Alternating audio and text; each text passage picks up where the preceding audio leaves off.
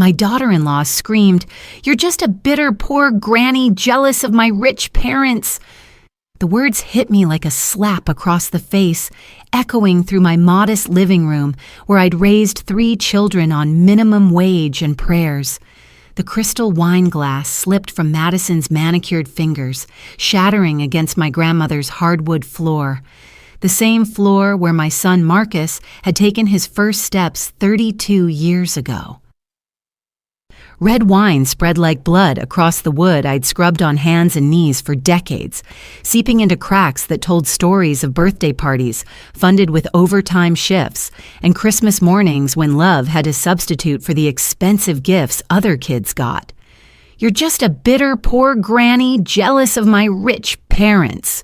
Madison's voice cracked like a whip, her perfectly contoured face twisted with a rage I'd seen building for months. But let me back up.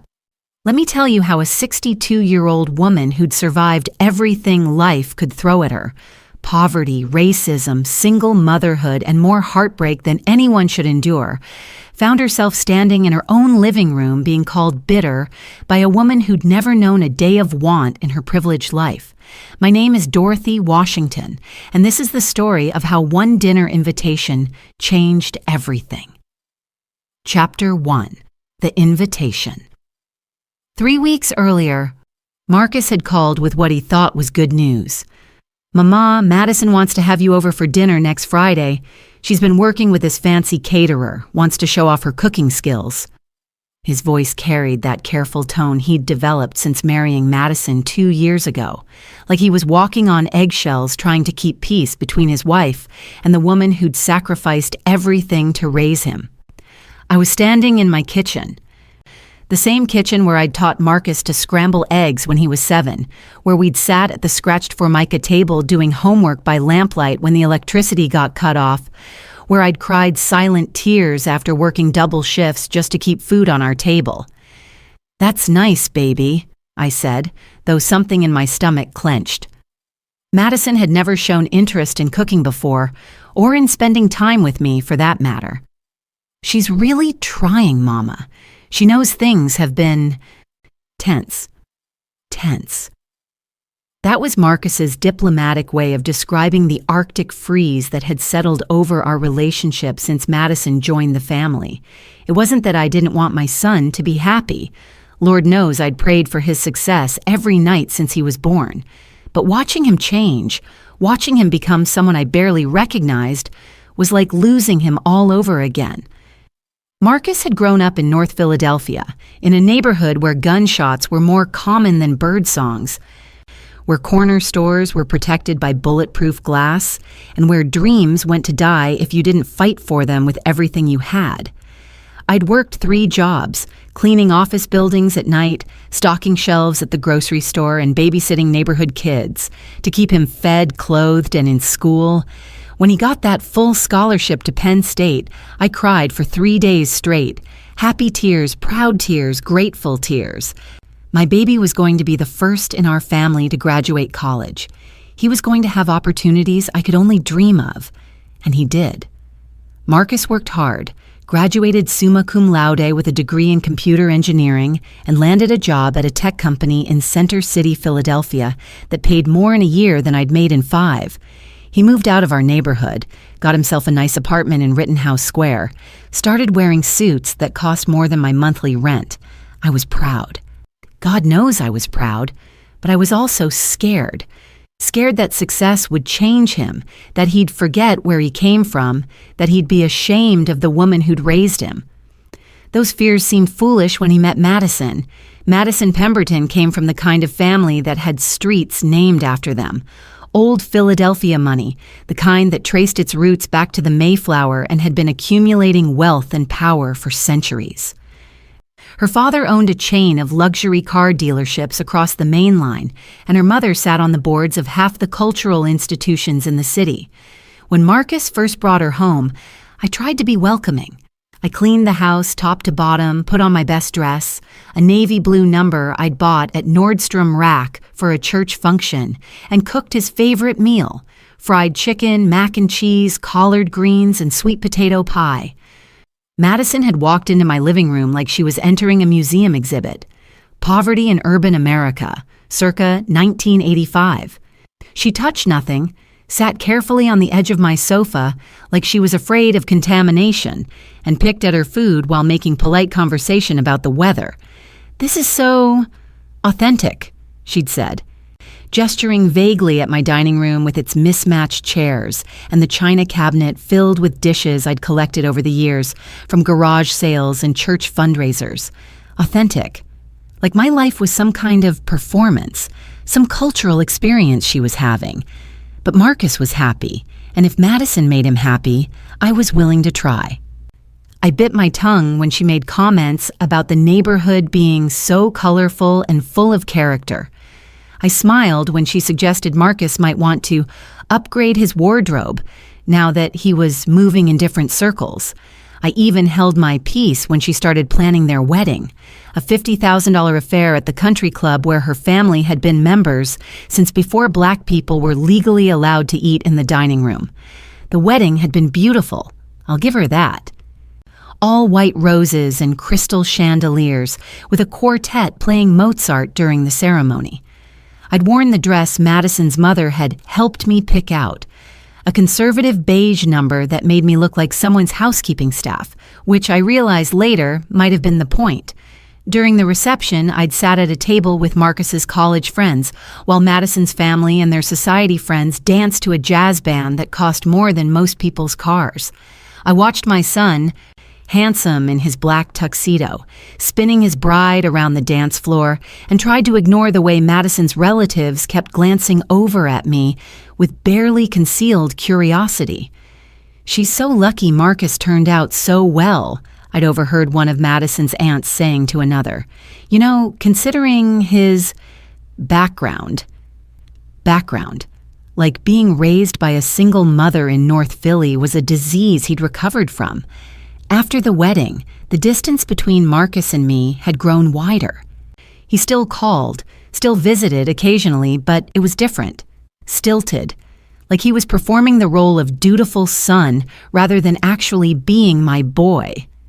Madison, meanwhile, had thrown herself into the role of trophy wife with the enthusiasm of someone who'd been training for it her entire life. She quit her job at her father's company, a position that had been more decoration than employment anyway, and dedicated herself to charity luncheons, boutique fitness classes, and redecorating their new house in Chestnut Hill. The house. Jesus, that house. It was everything my little row home wasn't. Spacious, modern, filled with furniture that cost more than I'd paid for my car. Madison had given me a tour the first time I visited, pointing out imported Italian marble countertops and hand-painted tiles like she was a realtor showing off a property. "We're thinking of redoing the master bathroom," she'd said, running her hand along a vanity that was already perfect. I saw this gorgeous design in Architectural Digest that would just transform the space. I'd nodded and made appropriate sounds. But inside, I was thinking about the bathroom in my house, where the toilet ran and the faucet dripped, and I'd been meaning to replace the linoleum for 3 years but couldn't afford it. The charity work had been Madison's next phase. She'd joined the board of some organization that helped underprivileged youth, kids from neighborhoods like the one where I'd raised Marcus. She'd started speaking at fundraisers about the importance of mentorship and opportunity, wearing designer dresses that cost more than those families spent on groceries in a month. "I'm so passionate about giving back," she'd told me over lunch at some trendy bistro in Rittenhouse Square, picking at a 28-ounce salad. "These children need role models, you know? They need to see that there's a way out." A way out. Like where they came from was a trap, a mistake, something to be escaped rather than improved. I'd started declining invitations to family gatherings. It was easier than watching my son pretend to be someone he wasn't, easier than listening to Madison's well-meaning but tone-deaf observations about urban culture and disadvantaged communities, which brought me back to that phone call 3 weeks before everything exploded. "She's really trying, Mama," Marcus had repeated when I didn't respond immediately to his dinner invitation. "I know she is, baby, and I appreciate it. It would mean a lot to me if you came." She's been feeling like you don't like her." The guilt in his voice was palpable. My son, my brilliant, successful, beautiful son, caught between the woman who'd raised him and the woman he'd married. It wasn't fair to put him in that position, and I knew it. "Of course I'll come," I'd said. "Tell Madison I'm looking forward to it." And I was, in a way. Maybe this would be our chance to finally connect, to find some common ground beyond our mutual love for Marcus. Maybe Madison really was trying, and I owed it to both of them to meet her halfway. If I'd known what was coming, I might have saved us all the heartbreak. Chapter 2. The Perfect Life. Madison and Marcus's house in Chestnut Hill sat on a tree-lined street where every lawn looked like it had been manicured with nail scissors, and every car in every driveway cost more than most people's annual salary. It was the kind of neighborhood where dog walkers carried little bags to clean up after their precious poodles, where joggers wore outfits that cost hundreds of dollars to look casually athletic, and where the biggest problem residents faced was deciding between organic kale and organic spinach at the Whole Foods. I pulled up in my 2018 Honda Civic, reliable, practical, bought used with cash I'd saved for 2 years, and immediately felt out of place. The car looked shabby next to Marcus's BMW and Madison's Mercedes, like a poor relative who'd shown up uninvited to a family gathering. The house itself was even more impressive than I remembered. Madison had clearly been busy since my last visit 6 months ago. New landscaping framed the front entrance, with perfectly arranged topiaries and seasonal flowers that probably cost more to maintain than I spent on groceries in a month. A wreath hung on the front door. Not just any wreath, but something clearly custom-made with expensive-looking ribbon and decorations that screamed money. I rang the doorbell and heard the elaborate chimes echoing through the house. Through the frosted glass panels, I could see Madison approaching, her silhouette perfectly proportioned even in shadow. She opened the door wearing an outfit that looked effortless, but had probably taken an hour to perfect. Designer jeans that fit like they'd been custom made, a cashmere sweater in soft cream, and jewelry that caught the light in all the right ways. Her blonde hair fell in perfect waves around her shoulders, and her makeup was flawless. The kind of no-makeup makeup that required dozens of expensive products and considerable skill to achieve. "Dorothy, you look lovely," she said, air-kissing my cheek in that society way she'd probably learned in finishing school or cotillion or whatever rich white girls did to prepare for lives of privileged leisure. I'd worn my best outfit, a black pantsuit I'd bought for church functions, paired with the pearl earrings Marcus had given me for my 60th birthday. Next to Madison, I felt overdressed and underdressed simultaneously, like I'd somehow missed the memo about what was appropriate. "Thank you for having me," I said, following her through the foyer with its gleaming hardwood floors and crystal chandelier. "Something smells wonderful. Oh, I've been cooking all day." Madison's laugh was bright and musical, like wind chimes in a gentle breeze. "I got this amazing recipe from a chef at one of Daddy's restaurants. Wait until you see what I've prepared." The house had been transformed since my last visit. New artwork hung on the walls, expensive-looking pieces that probably had names and histories I'd never heard of. Fresh flowers filled every available surface, not the grocery store bouquets I occasionally treated myself to, but elaborate arrangements that looked like they belonged in a magazine spread. "Madison, this place looks incredible," I said, and I meant it. Whatever else I thought about my daughter-in-law, she had impeccable taste and unlimited resources to express it. "Do you think so? I've been working with this interior designer. She's done homes for some very prominent families in the city. We're going for sophisticated elegance with modern touches." Madison gestured around the living room like she was hosting a home tour. "I wanted to create a space that reflects our lifestyle. Something that says, we've arrived. As if life was a destination rather than a journey. As if success was measured by thread count and square footage rather than character and relationships. Marcus appeared from the kitchen, still wearing his work clothes but with an apron tied around his waist. He looked tired. There were shadows under his eyes I hadn't noticed before, and his smile seemed forced. "Hey, Mama," he said, giving me a hug that felt genuine despite everything else. "How was the drive?" "Not bad. Traffic wasn't too terrible." I squeezed him tight, remembering the little boy who used to run to me when he scraped his knee, who'd crawl into my bed during thunderstorms, who'd tell me about his day over after-school snacks at our kitchen table. "Marcus has been my sous chef today," Madison said, linking her arm through his with possessive affection. "He's become quite the cook since we got married. Haven't you, honey?" There was something in her tone that made me look more closely at my son. Marcus had never shown much interest in cooking when he lived at home. He could make scrambled eggs and heat up canned soup, but that was about the extent of his culinary skills. Now Madison was talking about him like he was some kind of gourmet chef. "Madison's been teaching me," Marcus said, his voice carefully neutral. "She's very particular about how things should be done." Particular.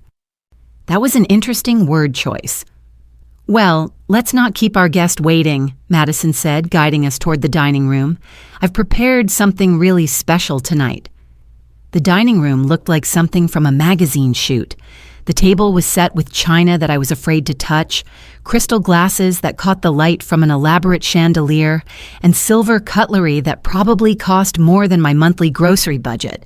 Candles flickered in expensive-looking holders, casting dancing shadows on walls painted in some trendy color that was probably called something like whispered sage or morning mist. "This is beautiful, Madison," I said, taking the seat she indicated. "You've really outdone yourself." "I wanted everything to be perfect for you," she said, though something in her eyes suggested this performance was about more than just hospitality. "I know how important family is." Marcus disappeared into the kitchen and returned with the first course, some kind of soup in small bowls that looked like art pieces. The presentation was gorgeous, I'll give Madison that. Everything was arranged with the precision of someone who'd spent considerable time and effort making sure every detail was perfect. "This is butternut squash soup with truffle oil and microgreens," Madison announced, settling into her chair with the satisfaction of someone unveiling a masterpiece. "The recipe comes from this amazing chef in New York. I had to special order the ingredients from 3 different places." I took a spoonful and tried to look appropriately impressed. The soup was good, creamy and flavorful, but it tasted expensive rather than comforting. It was the kind of food designed to impress rather than nourish, to demonstrate sophistication rather than provide satisfaction. "It's delicious," I said, because it was, and because Madison was watching me expectantly. "I'm so glad you like it. I was worried it might be too sophisticated for—" She stopped herself, but the damage was done. Too sophisticated for what? For someone like me? For someone from my background? For someone who'd raised her husband on mac and cheese and hot dogs? Marcus cleared his throat uncomfortably. "Madison's been taking cooking classes," he said, clearly trying to steer the conversation away from dangerous territory. "How wonderful," I said, keeping my voice pleasant. "It's always nice to learn new skills." The main course appeared next, some kind of fish that had been prepared in a way that probably required specialized equipment and techniques I'd never heard of. It was accompanied by vegetables I couldn't identify and a sauce that looked like it had been applied with an artist's brush. "This is pan-seared halibut with saffron, beurre blanc, and seasonal vegetables," Madison explained, her voice taking on the tone of a cooking show host. "The fish was flown in fresh this morning from Alaska." Flown in from Alaska, for one dinner, in a city surrounded by rivers and bays full of perfectly good fish. But this wasn't about practicality. It was about excess, about having the resources to do things not because they made sense, but because you could. "Tell me about your cooking classes," I said, genuinely trying to find common ground. "That sounds like fun." Madison's face lit up. "Oh, they're wonderful. The instructor is this amazing woman who trained in France. She teaches at this exclusive culinary school in Rittenhouse Square. The classes are small, only 6 students, and we learn these incredible techniques. That's nice. I've always enjoyed cooking too. Nothing fancy, of course, but I love trying new recipes. Do you really cook? Madison's tone was genuinely curious, like she'd just learned I had some unexpected talent.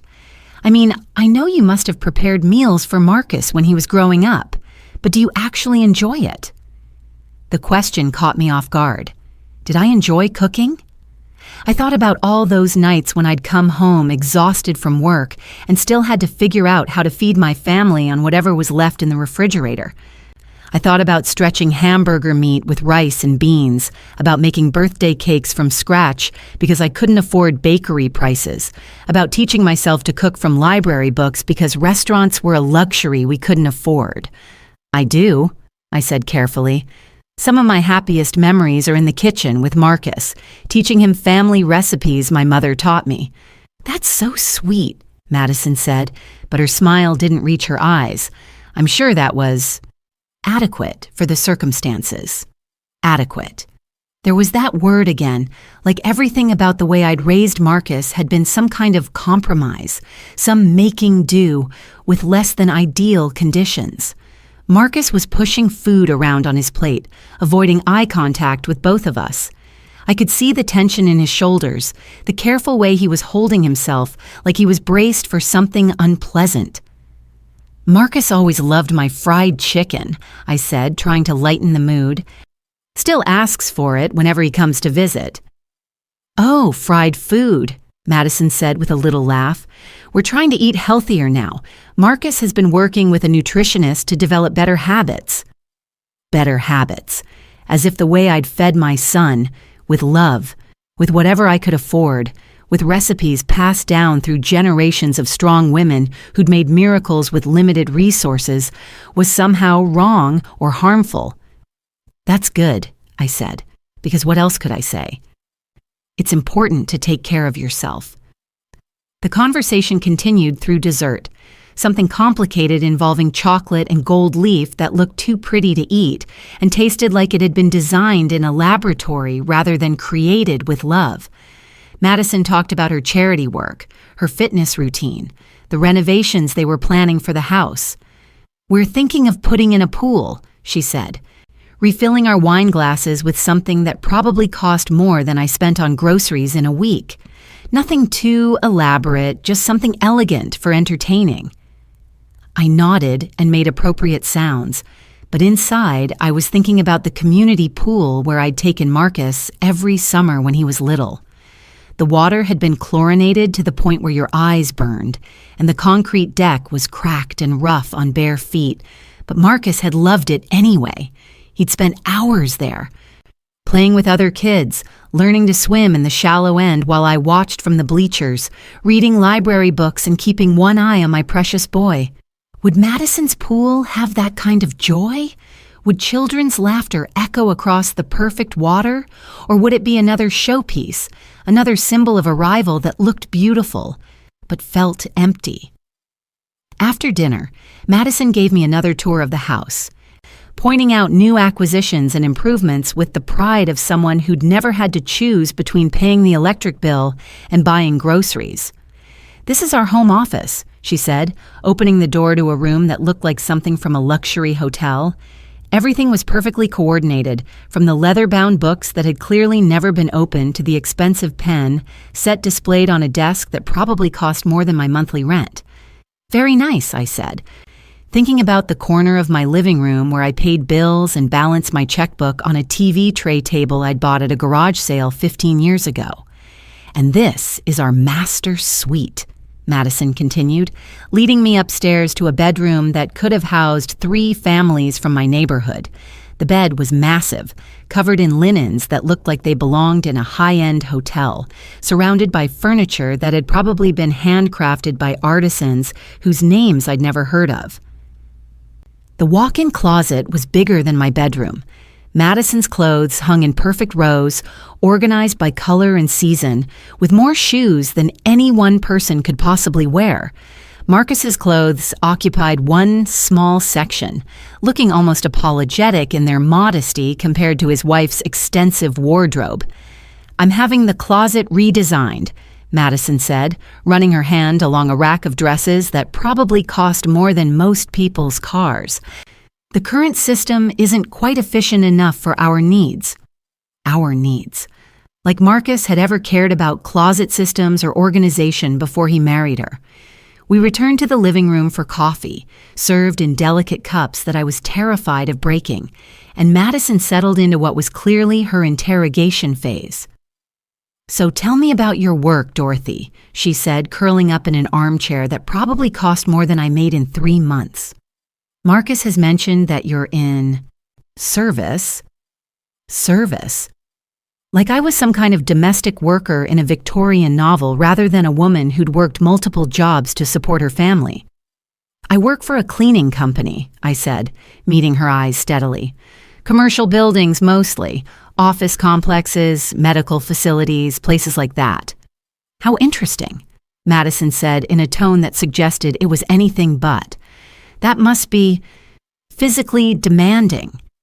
"It keeps me in shape," I said, which was true. 40 years of scrubbing floors and hauling vacuum cleaners upstairs had kept me stronger and healthier than most women my age. "And you've been doing this for how long?"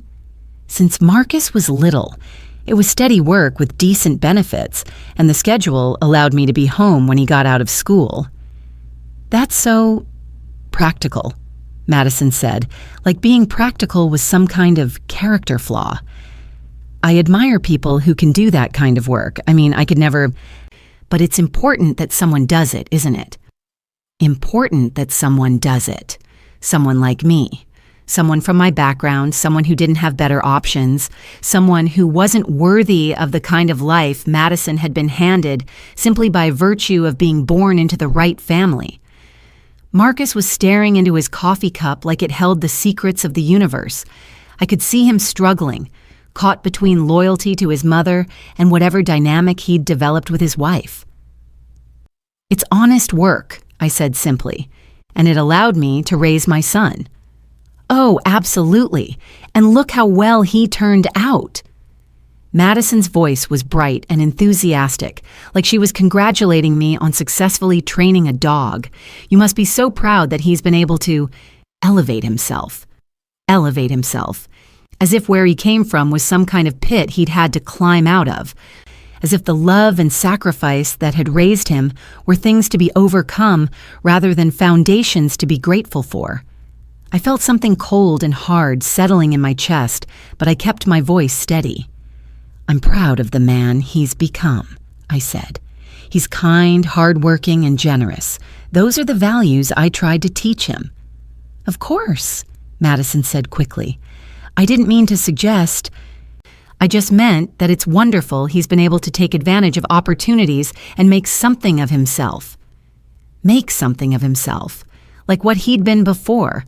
The boy who'd helped me carry groceries up 3 flights of stairs, who'd done his homework at our kitchen table, who'd hugged me every night before bed and told me he loved me, was nothing worth being. The conversation continued for another painful hour, with Madison asking questions that seemed designed to emphasize the differences between us rather than find common ground. She wanted to know about my education, high school, with some community college courses I'd taken when Marcus was older, my family, complicated like most families but apparently not the kind with trust funds and country club memberships, and my plans for the future, continuing to work until I could afford to retire, hoping to be healthy enough to enjoy whatever years I had left.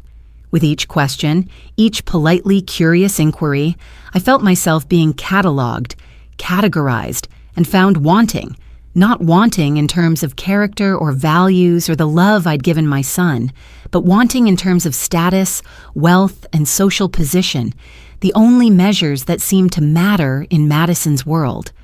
Finally, mercifully, the evening wound down. Marcus walked me to my car, his hands shoved deep in his pockets, his shoulders hunched against the cool evening air. "Thanks for coming, Mama," he said, but his voice was tired, strained. "Thank you for inviting me." Madison went to a lot of trouble. Yeah, she really wanted to make a good impression. I stopped beside my car and turned to look at my son, this man I'd raised, this success story I'd sacrificed everything to create. In the soft light from the street lamps, he looked younger, more like the boy I remembered. "Are you happy, Marcus?" I asked quietly. The question seemed to catch him off guard. He was quiet for a long moment, staring at the perfect suburban street with its perfect houses and perfect lawns. "I have everything I ever dreamed of," he said finally, which wasn't the same thing as being happy, and we both knew it. I drove home through neighborhoods that grew progressively less perfect, past houses that grew smaller and closer together, until I reached my own street where the American dream looked different, but still existed in the form of families who loved each other, who worked hard, who made do with what they had, and found joy in simple things. My house looked shabby after Madison's showcase, but it felt like home. It smelled like the lavender potpourri I kept in the living room and the coffee I'd made that morning. The furniture was old but comfortable, broken in by years of use and memories. The walls were covered with photographs of Marcus at every stage of his life. First day of school, graduation, birthday parties, Christmas mornings when we'd open presents I'd saved for months to buy. I sat at my kitchen table, the same table where Marcus had done his homework, where we'd eaten countless meals together, where I'd paid bills and balanced checkbooks and made lists of everything we needed but couldn't afford. The formica was cracked in places, and one of the chairs wobbled. But it was solid and real and mine. That night, I lay in bed thinking about Madison's questions, about the way she'd cataloged my life and found it adequate and practical. I thought about the distance I'd felt from Marcus, about the careful way he'd spoken, about the tiredness in his eyes. I thought about the little boy who'd once crawled into this very bed during thunderstorms, who'd whispered his dreams and fears in the dark, who'd promised he'd always love me no matter what. And I wondered what price we pay for elevating ourselves, for leaving behind the places and people that made us who we are. I didn't know it then, but that dinner was just the beginning. Madison wasn't done with her campaign to help my son make something of himself, and I wasn't done fighting for the relationship I'd spent 32 years building with the most important person in my world. The real battle was still to come. Chapter 3. The Unraveling. 3 days after the dinner, Marcus called me at work.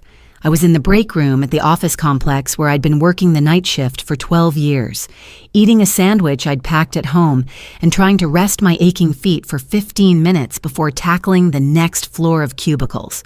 The call came in on my old flip phone, not because I couldn't afford a smartphone, but because this one worked perfectly fine and I'd never seen the point in spending money just to have the latest technology. "Mama, we need to talk." Something in his voice made me sit up straighter. Marcus had inherited my tendency to get straight to the point when something was bothering him, but there was an edge to his tone I hadn't heard before. "What's wrong, baby? Can you come over tomorrow? Madison will be at her book club, so we can have some privacy." Privacy. When was the last time my son and I had needed privacy to have a conversation? When he was a teenager sneaking around with girls, maybe. Or when he was applying for colleges and worried about getting his hopes up. Not since he'd been an adult, certainly not since he'd been married. Of course. Is everything all right? There was a long pause, and I could hear him breathing on the other end of the line. When he finally spoke, his voice was quiet, almost defeated. "I don't know, Mama. I honestly don't know." I arrived at Marcus and Madison's house the next afternoon to find my son pacing in his kitchen like a caged animal. He was still in his work clothes, expensive suit, perfectly knotted tie, but his hair was disheveled like he'd been running his hands through it, and there were shadows under his eyes that spoke of sleepless nights. "Talk to me," I said, settling onto one of the bar stools at their granite kitchen island. "What's going on?" Marcus stopped pacing and leaned against the counter, his hands gripping the edge so tightly his knuckles were white. Madison wants me to ask you not to come around so much. The words hit me like a physical blow. I felt the breath leave my lungs, felt my heart skip a beat, felt the world tilt slightly on its axis. What? She says it's hard for her to feel like we have our own life when my mother is always around. She wants us to have space to build our marriage without outside influences. Outside influences. Is that what I'd become? An outside influence in my own son's life? How often have I been here, Marcus? I asked, keeping my voice steady despite the pain blooming in my chest. How many times in the past 6 months? He couldn't meet my eyes. That's not the point, isn't it? Because I can count on one hand the number of times I've been to this house. The dinner party 3 nights ago, your birthday in March, Christmas, and maybe 2 other occasions. 5 times in 8 months. Is that what Madison considers always around? She doesn't mean it like that. How does she mean it then? Marcus finally looked at me and I saw something in his face that broke my heart. Not just sadness, but shame. My son was ashamed, and I had a terrible feeling it wasn't shame about what his wife was asking him to do. She thinks you have too much influence over my decisions, that I defer to you too much instead of building my own life. What decisions? What influence? Marcus, you're a grown man. You make your own choices. You always have. That's what I told her, but what? He was quiet for a long moment, staring at his hands. When he spoke again, his voice was barely above a whisper. She says I still act like I'm poor, like I'm still that kid from North Philly who doesn't belong in her world. She says, as long as I keep one foot in my old life, I'll never fully commit to my new one. There it was, the truth, finally spoken aloud. Madison didn't just want me to visit less. She wanted me erased. She wanted to cut Marcus off from his past, from his roots, from the woman who'd raised him, so she could remake him completely in the image of the man she thought he should be. And what do you think? I asked quietly. I don't know what to think anymore. Marcus's voice cracked slightly. I love you, Mama. You know I do. But I also love Madison. And I want our marriage to work. Those 2 things don't have to be mutually exclusive, baby. Don't they? He looked at me with eyes full of pain and confusion. Because it feels like I have to choose. Every time I talk to you, every time I visit you, every time I even mention you, Madison gets this look on her face. Like I'm betraying her somehow. Like I'm choosing my past over our future. I felt something cold and angry stirring in my chest, but I pushed it down. This wasn't Marcus's fault. He was caught in the middle of something he'd never asked for, trapped between competing loyalties that should never have been in competition. What exactly does Madison want? I asked. She wants us to have some space, maybe limit visits to holidays and special occasions. She thinks it would be better for our relationship if we had more independence. Independence. From the woman who'd given him life, who'd sacrificed everything to give him opportunities, who'd loved him unconditionally every day of his existence. Madison wanted independence from that. And phone calls? Marcus winced. Maybe once a week instead of every few days. I felt like I was being erased in slow motion, being systematically removed from my son's life by a woman who saw me as an obstacle to her perfect existence. Marcus, I said carefully, has it occurred to you that a woman who truly loved you would want to embrace the people who made you who you are? That she'd be grateful to the mother who raised the man she fell in love with? His face crumpled slightly. She says she does appreciate what you did for me. She just thinks it's time for me to move forward. Move forward. Like loving your mother was moving backward. Like maintaining family connections was some kind of regression. Baby, listen to me carefully. I raised you to be independent, to make your own decisions, to build your own life. But I never raised you to be ashamed of where you came from, or to cut ties with the people who love you. That's not growth. That's amputation. Marcus was quiet for a long moment. Outside, I could hear the sound of a lawnmower, probably one of their neighbors maintaining their perfect suburban paradise. "What am I supposed to do, Mama? I can't keep living with this tension. Madison is my wife. We're supposed to be a team." Teams work together, Marcus. They don't issue ultimatums. They don't ask you to choose between your spouse and your family. They find ways to include everyone they love. "Maybe you're right," he said, but his voice lacked conviction. I want everyone to be happy." "Sometimes, baby, that's not possible. Sometimes you have to decide what's right rather than what's easy." I left that day with a heavy heart, knowing that my relationship with my son was hanging by a thread that Madison was determined to cut. I could see the writing on the wall. Marcus was going to choose his wife over his mother, and while I understood his position, it didn't make the prospect any less devastating. What I didn't expect was for the thread to snap so completely, so publicly, and so cruelly. Chapter 4. The Point of No Return. The explosion came 2 weeks later, at what was supposed to be a celebration. Marcus had gotten a promotion at work, a significant one that came with a substantial raise and a corner office. When he called to tell me, his voice was full of the excitement I remembered from his childhood, the pure joy he used to express when something good happened. "Mama, they made me a senior director. Can you believe it? Me, a senior director at 32 years old. Oh, baby, I'm so proud of you." And I was. Despite everything that had been happening, despite the distance Madison was trying to create between us, I was still his mother, and his success still filled me with fierce pride. Madison wants to have a dinner party to celebrate. Nothing too big, just a few couples from work and some of her friends. She specifically asked me to invite you. That should have been my first warning. Madison never specifically asked for me to be included in anything, but I was so grateful for the olive branch, so desperate to maintain my connection to my son, that I ignored the little voice in my head that whispered warnings.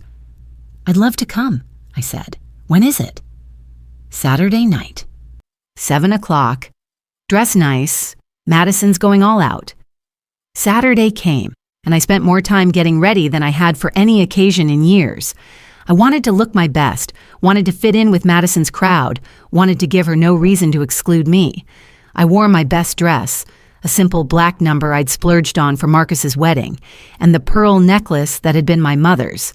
I even got my hair done at the salon, something I rarely did for myself. When I arrived at the house, I could hear laughter and conversation drifting from the backyard. Madison had indeed gone all out. There were caterers, professional bartenders, and decorations that looked like they'd been designed by an event planner. String lights twinkled in the trees, and tables draped in white linens were scattered around the perfectly manicured yard. Marcus met me at the front door, looking handsome in a navy blazer and khakis. For a moment, he was just my son again, excited, happy, eager to share his good news with the people he loved. "Mama, you look beautiful," he said, giving me a hug that felt genuine. "I'm so proud of you, baby. This is such wonderful news. Come on, let me introduce you to some people." The party was exactly what I'd expected. Madison's world on full display. Her friends were polished and perfect, the kind of people who summered in the Hamptons and wintered in Florida, who talked about their children's private schools and their recent trips to Europe. Marcus's colleagues were younger, ambitious, clearly impressed by the lifestyle their host had achieved. I tried to mingle, tried to find common ground in conversations about restaurants I'd never been to and vacations I'd never taken. Everyone was polite, but I felt like an anthropologist studying an alien culture, fascinated but fundamentally foreign. Madison was in her element, playing the perfect hostess in a flowing dress that probably cost more than I made in a month. She moved through the crowd with practiced grace, making introductions, ensuring glasses stayed full, orchestrating the evening like a conductor leading a symphony. For the first hour, everything went smoothly. I talked to Marcus's boss, a pleasant man who spoke warmly about my son's work ethic and potential. I chatted with one of Madison's friends about gardening, finding unexpected common ground in our shared love of flowers. I started to relax, to think that maybe this could work, that maybe Madison and I could find a way to coexist in Marcus's life. I should have known it was too good to last. The trouble started when Marcus got up to make a speech. He'd had a few drinks, not drunk, but relaxed enough that his usual careful control had slipped slightly. When he began talking about his promotion, his gratitude, his excitement about the future, his voice carried the genuine emotion I remembered from his childhood. "I want to thank everyone for being here tonight," he said, raising his glass. "This promotion means a lot to me, not just professionally, but personally. It's proof that hard work pays off, that dreams can come true, that a kid from North Philly can make it anywhere if he's willing to fight for it." There was applause, encouraging murmurs, the kind of response you'd expect from friends celebrating someone's success. But I saw Madison's face tighten slightly at the mention of North Philadelphia, saw her perfect smile become a little more forced. Marcus continued, his voice growing stronger. "I wouldn't be here without the people who believed in me, who sacrificed for me, who taught me that success isn't about where you come from, it's about who you choose to become." He looked directly at me then, and for a moment it was just the two of us in that crowded yard. My son, my baby, my greatest achievement. Looking at me with love and gratitude that no amount of social pressure could diminish. Most of all, I want to thank my mother, Dorothy Washington. She worked 3 jobs to put me through school, went without so I could have opportunities, and taught me that character matters more than circumstances. "Mama, none of this would be possible without you." The crowd applauded politely, but I could feel the shift in the atmosphere. Some of Madison's friends exchanged glances, the kind of looks that said they weren't quite sure what to do with this display of working-class sentiment. Madison's smile had become glacial, and her hands were clenched so tightly around her wine glass that I was surprised it didn't shatter. But Marcus wasn't done. The wine, the emotion, the pure joy of the moment had loosened his tongue, and he was speaking from his heart for the first time in months. "You know, sometimes I think about that little apartment where I grew up. 3 rooms for 2 people, thin walls, neighbors who looked out for each other because we were all we had. My mama would come home from work exhausted, but she'd still sit with me at our kitchen table and help with my homework. She'd make miracles happen with whatever was in the refrigerator, and she never once complained about the sacrifices she was making." I felt tears starting to form in my eyes, but I couldn't look away from my son. This was the Marcus I'd raised, the one who understood where he came from and wasn't ashamed of it. "That apartment wasn't much to look at," Marcus continued, his voice growing stronger. "The furniture was second-hand, the carpet was worn thin, and sometimes the heat didn't work too well, but it was full of love, full of hope, full of the kind of values that money can't buy. My mama taught me to be grateful for what I have, to help people who are struggling, to remember that success means nothing if you forget the people who made it possible." The silence that followed was deafening. Some people applauded, but it was scattered, uncertain. Madison's friends looked uncomfortable, like they'd accidentally wandered into a sociology lecture. Madison herself looked like she was about to explode. "That's so touching," said one of her friends, her tone suggesting it was anything but. "It's wonderful that you've been able to overcome all that." Overcome. Like love was something to overcome. Like the values that had shaped my son were obstacles he'd had to surmount rather than foundations he'd built upon. "I didn't overcome anything," Marcus said, his voice carrying an edge I hadn't heard before. "I built on it. Everything good about me comes from the woman who raised me." That's when Madison snapped. "Okay, I think that's enough," she said, her voice bright and brittle. "Let's not get too sentimental. Marcus, why don't you tell everyone about your new office?" But Marcus was on a roll, speaking truths that had been building up inside him for months. You know what I'm most proud of? I'm proud that I haven't forgotten where I came from. I'm proud that I still call my mama every few days. I'm proud that I know the difference between having money and having class, between being successful and being valuable. The tension in the yard was thick enough to cut with a knife. Madison's perfect party was veering dangerously off script, and she was losing control of the narrative she'd worked so hard to construct. "Marcus, honey," she said, her voice strained. Maybe we should what?" Marcus turned to look at his wife, and I could see months of suppressed frustration in his eyes.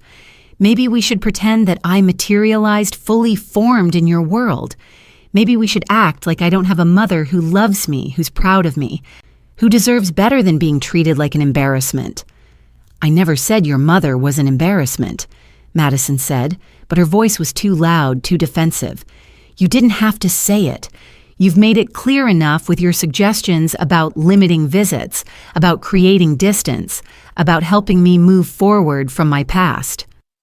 The party guests were beginning to shift uncomfortably, some of them moving toward the exits with the instinct of people who recognized a domestic dispute in progress. But I couldn't move, couldn't breathe, couldn't do anything but watch my son finally stand up for himself and for me. "Marcus, you're being ridiculous," Madison said, her perfect composure finally cracking.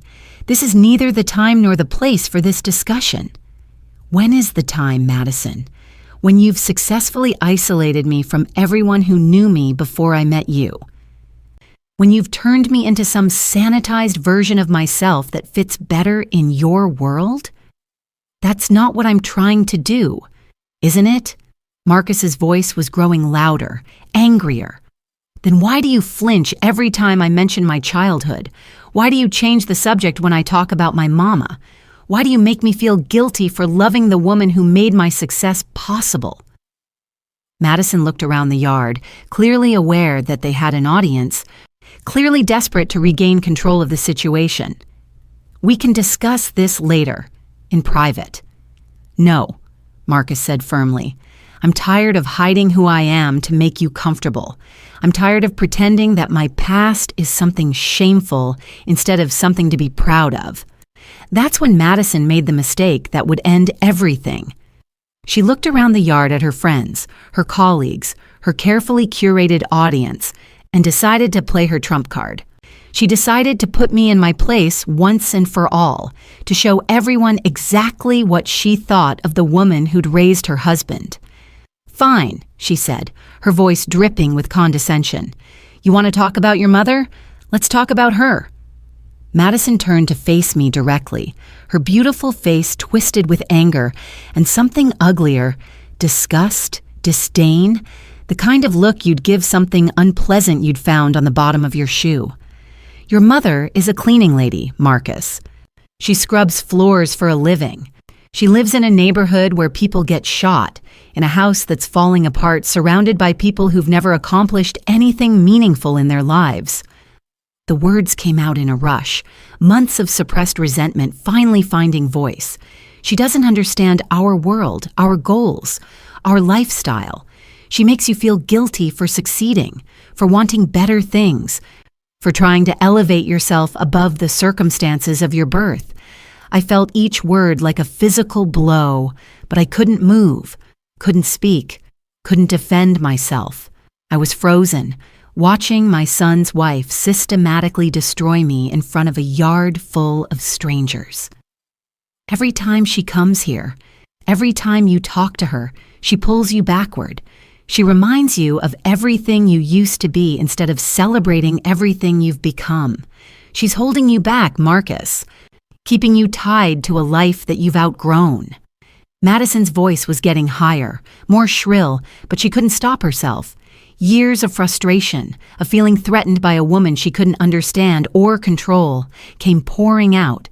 And the worst part is, she's jealous. She's jealous of what we have, of what you've achieved, of the life we're building together. She can't stand that you don't need her anymore, that you found something better than what she could give you. The yard had gone completely silent. Even the catering staff had stopped what they were doing, frozen by the brutal honesty of Madison's attack. I could feel everyone's eyes on me, could sense their discomfort, their embarrassment, their pity. But Madison wasn't finished. She was going to make sure everyone understood exactly where I stood in her hierarchy of worth. So yes, Marcus, let's talk about your mother. Let's talk about how she guilt trips you into visiting that awful neighborhood, how she makes you feel bad for having nice things, how she tries to keep you small so she can feel important. Madison's voice reached a crescendo, and she delivered the killing blow with the precision of someone who'd been planning it for months. "You're just a bitter, poor granny jealous of my rich parents." The words exploded across the yard like a bomb, shattering the last pretense of civility, destroying any possibility of reconciliation. In that moment, Madison had revealed exactly what she thought of me, exactly how she saw the woman who'd raised the man she claimed to love. The silence that followed was absolute. No one moved, no one spoke, no one even seemed to breathe. The only sound was the gentle rustling of leaves in the evening breeze and the distant hum of traffic from the street beyond their perfect suburban paradise. I looked at my son, standing frozen beside his wife, his face a mask of shock and horror. I looked at the party guests, most of them staring at the ground or their phones, desperate to be anywhere else. I looked at Madison, her chest heaving with the effort of her outburst, her perfect makeup starting to run with tears of rage. And then I did the only thing I could do. I gathered what was left of my dignity, straightened my shoulders, and prepared to leave. But first, I had something to say. Chapter 5: Finding My Voice. I stood up slowly, deliberately, taking my time despite the crushing weight of humiliation pressing down on my chest. Every eye in that perfectly manicured yard was on me, watching to see how the cleaning lady would respond to being put in her place. When I spoke, my voice was quiet but clear, carrying the strength I'd developed over 62 years of fighting for everything I'd ever had. "Madison," I said, looking directly at my daughter-in-law's flushed, angry face, "you're absolutely right about some things. I am poor by your standards. I do clean buildings for a living. I do live in a neighborhood that you consider beneath you." I could see surprise flicker across her features. She'd expected me to slink away in shame, to accept her assessment of my worth without argument. "But you're wrong about the most important thing," I continued, my voice growing stronger. "I'm not bitter, and I'm certainly not jealous." I looked around the yard, at the expensive decorations and perfectly dressed people, at the display of wealth that Madison had constructed to prove her worth. You see, jealousy requires wanting something that someone else has, and there's nothing here that I want. The silence deepened, but I wasn't finished. "I'm not jealous of your money, Madison, because I've learned that wealth without character is just expensive emptiness. I'm not jealous of your lifestyle because I've seen what it costs, and the price is too high." I could see Marcus out of the corner of my eye, standing perfectly still, his face pale with shock. "You want to know what I have that you'll never understand? I have the knowledge that I earned everything I possess through honest work and sacrifice. I have relationships built on love rather than social status. I have the satisfaction of knowing that I raised a good man without compromising my integrity or forgetting where I came from." Madison's mouth was open slightly, like she wanted to respond but couldn't find the words. "Most importantly," I said, my voice carrying clearly across the silent yard, "I have the security that comes from knowing who I am. I don't need to tear other people down to feel valuable. I don't need to isolate someone from their family to feel secure in my relationships. I don't need to be cruel to feel powerful." I picked up my purse from the table beside my chair, moving with deliberate calm. "You called me bitter, Madison. But bitterness comes from disappointment, from having your expectations crushed. I'm not disappointed in you because I never expected you to be better than this. From the moment I met you, I could see exactly who you were. someone who measures worth by bank accounts and judges character by zip codes. The party guests were beginning to shift uncomfortably, some of them clearly recognizing themselves in my words. What makes me sad, I continued, is that my son fell in love with someone who could never love all of him, someone who wants to edit his history, sanitize his past, and reshape his identity to fit her narrow definition of acceptability. I looked directly at Marcus then, my son, my heart, my greatest achievement standing frozen between his past and his future. Baby, I said softly, I raised you to be proud of who you are, not ashamed of where you came from. I taught you that character isn't inherited. It's built through choices, through how you treat people who can't do anything for you, through whether you remember the ones who loved you when you had nothing. Marcus's eyes were filled with tears, but he still couldn't speak, couldn't move, couldn't choose between the woman who'd raised him and the woman he'd married. I love you, Marcus, I said, my own voice breaking slightly. I always have, and I always will. But I won't be part of a family where love comes with conditions, where acceptance requires erasing who I am. I turned back to Madison, who was staring at me with something that might have been shock or might have been dawning realization. You got what you wanted, Madison. You wanted me out of your husband's life, and you've succeeded. But remember this moment, because someday you might need the kind of unconditional love that I gave my son. And when that day comes, I hope you have someone in your life who's better than you deserve, the way Marcus always had me. I walked toward the house, planning to let myself out through the front door with whatever dignity I had left. But as I reached the patio doors, I heard something that stopped me in my tracks. Mama, wait! Marcus's voice was broken, barely above a whisper, but it carried clearly in the stunned silence of the yard. I turned around to see my son standing in the same spot, but something fundamental had changed in his posture, in his expression, in the way he was looking at his wife. Mama, please don't go. Madison whirled around to face him, her eyes wide with disbelief. Marcus, what are you doing? What I should have done months ago, he said, his voice growing stronger. What I should have done the first time you asked me to choose between you and the woman who raised me. Marcus, you're upset. You're not thinking clearly. I'm thinking more clearly than I have in 2 years, he said, looking at Madison with an expression I'd never seen before, disappointment mixed with something that might have been pity. How dare you, he continued, his voice carrying across the yard. How dare you attack my mother like that? How dare you try to make me ashamed of the woman who sacrificed everything so I could have the opportunities that brought me to you? I was trying to help you see. Help me see what? That success means abandoning the people who love you? That moving up in the world requires moving away from your family? That being worthy of your love means being ashamed of my roots? Marcus walked over to where I stood, stopping directly in front of me. When he spoke again, his voice was loud enough for everyone to hear. You want to know something about my mama, Madison? She never asked me to choose between her and anyone else. She never made me feel guilty for succeeding. She never tried to isolate me from the people I loved.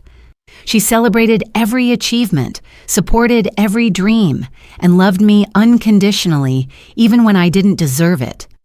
He turned to face the party guests, these people from Madison's world who'd just witnessed the ugliest display of classism and cruelty. This woman, he said, gesturing toward me, worked 3 jobs to put me through school. She went without meals so I could eat. She wore the same coat for 10 years so I could have new clothes for job interviews. She never took a vacation, never bought herself anything expensive, never complained about the sacrifices she was making. His voice was rising, powered by months of suppressed emotion. And when I succeeded, when I got this job and this house and this life, do you know what she said? She said she was proud of me. Not proud that I'd overcome my circumstances, not proud that I'd elevated myself above my raising, but proud that I'd used the foundation she'd given me to build something good. Marcus looked back at Madison, who was standing perfectly still, her face white with shock. But you couldn't see that, could you?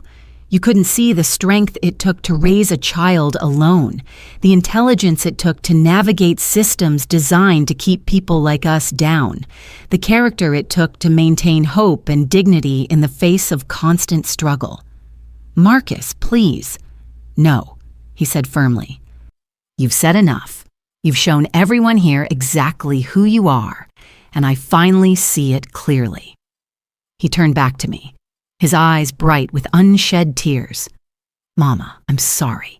I'm so sorry for letting this happen, for not standing up for you sooner, for making you feel like you weren't welcome in my life. Baby, you don't need to. Yes, I do. I need to say this, and I need everyone here to hear it. Marcus's voice carried clearly across the silent yard. You are the most important person in my life. You are the reason for everything good I've ever accomplished. And anyone who can't see your worth, who can't appreciate your sacrifice, who can't respect the woman who made me who I am, that person doesn't deserve to be part of our family. The silence that followed was deafening. Madison stood frozen, her perfect party in ruins around her, finally understanding that her ultimatum had backfired completely. Marcus took my arm gently. Come on, Mama, let's go home. Marcus, wait! Madison's voice was desperate now, finally realizing what she'd lost. You can't just leave. These are our friends, our colleagues. No, Marcus said without turning around. These are your friends, and after what they witnessed tonight, I'm not sure how long they'll remain that. We walked through the house together, past the expensive furniture and carefully curated artwork, past the symbols of success that had meant so much to Madison and, for a while, to Marcus too. As we reached the front door, I heard the sound of voices from the backyard, people making excuses, calling for cars, fleeing the scene of social disaster that Madison had created. Her perfect party was ending in exactly the kind of scandal that her crowd would talk about for months. Marcus drove me home in his BMW, both of us quiet for most of the journey. When we finally spoke, it was about small things. My work schedule, his projects at the office, the weather. We were both processing what had happened, what it meant, what came next. When we pulled up in front of my house, Marcus turned off the engine and sat quietly for a moment, looking at the modest row home where he'd grown up. I forgot, he said quietly. I forgot what was important. You didn't forget, baby. You just got confused for a while. That happens. She was wrong, you know, about everything, but especially about you being jealous. I smiled, feeling lighter than I had in months. I know. Are you really not jealous of the money, the house, the lifestyle?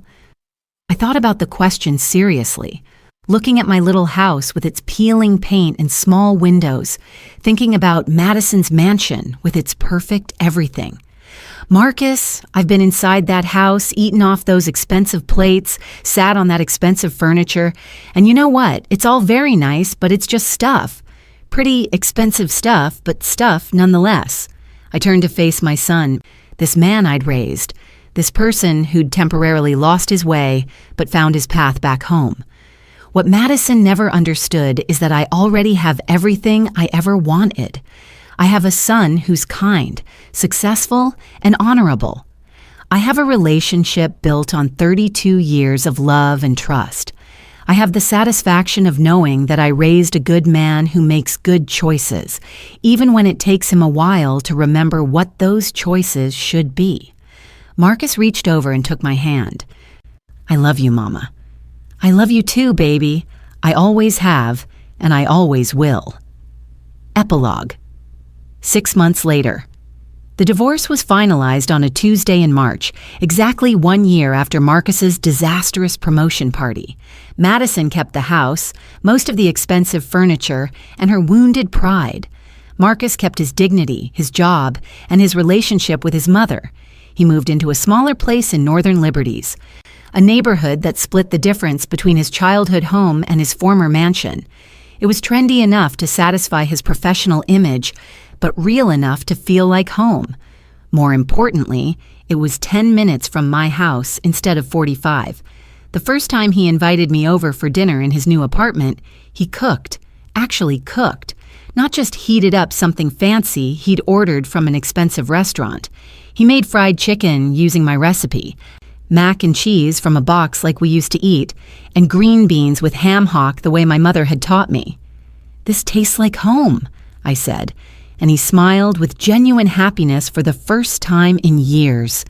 "It is home, Mama, finally." We talked that night about everything: the marriage, the divorce, the lessons learned, the path forward. Marcus told me about the therapy he'd started, about the work he was doing to understand how he'd lost himself in someone else's definition of success. I kept thinking that if I could just be good enough, rich enough, successful enough, I could earn my place in her world, he said. But the truth is, I never wanted to be in a world that didn't have room for you. Madison, according to mutual friends, had rebounded quickly. She was already dating a lawyer from her parents' country club, someone with the right pedigree and no inconvenient family connections to complicate her perfect life. I wished her well, mostly because holding on to anger would have been exhausting and pointless. Marcus started volunteering with a mentorship program for kids from neighborhoods like the one where he'd grown up. He used his story, all of it, including the parts Madison had wanted him to hide, to show them that success was possible without abandoning your identity. "These kids need to see that you can make it without forgetting where you came from," he told me after his first session. "They need to know that being proud of your roots isn't holding you back. It's what propels you forward." As for me, I kept cleaning buildings, kept living in my little house, kept being exactly who I'd always been. The difference was that I no longer felt like I had to apologize for it or minimize it to make other people comfortable. Some people might say that Marcus gave up a lot when he chose me over Madison. The mansion, the social status, the wealthy wife who could have opened doors for him, but I know better.